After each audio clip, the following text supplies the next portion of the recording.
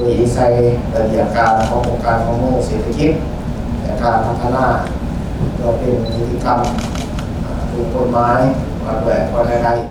ในวันที่ 13 พฤษภาคม 2026 ได้จัดกองประชุมทาบทามคำเห็นต่อหางคำแนะนำว่าโดยการกำหนดราคาโอนและคำแนะนำว่าโดยอากรกำไรขั้นต่ำภายในประเทศโดยการเป็นประธานของท่านสุพันธ์วีระวงศ์ห้องหัวหน้ากรมเสษอากรมีต่างหน้าจากของการกระทรวงการเงินกรมนโยบายเศรษฐกิจและการเงินกรมภาษีเสษอากรประจำนครหลวงเวียงจันทร์สภาวิชาชีพนักบัญชีและนักกวดสอบธนาคารโลกและสหภาพยุโรปประจำสปป.ลาวหัวหน่วยวิสาหกิจขนาดใหญ่เข้าร่วม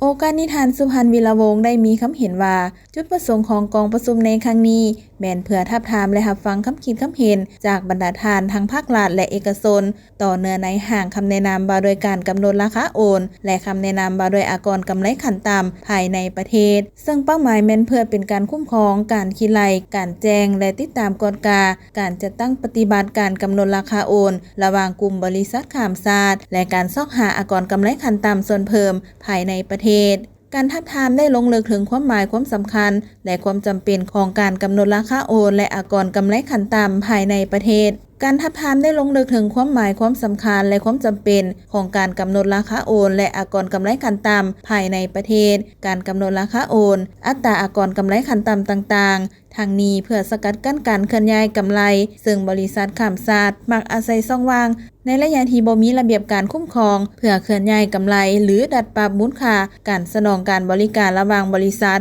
ในกลุ่มของตนเพื่อหลีกเลี่ยงอากรทั้งให้สอดคล้องกับมาตรฐานสากลการเปรียบเทียบราคาให้เป็นราคาตลาดการมีนิติกรรมนี้ยังเป็นบาทเก่าสำคัญของแหล่งและหาใหม่เข้างบประมาณแห่งรัฐพร้อมเดียวกันนั้นก็เพื่อเฮ็ดให้มีความโปร่งใส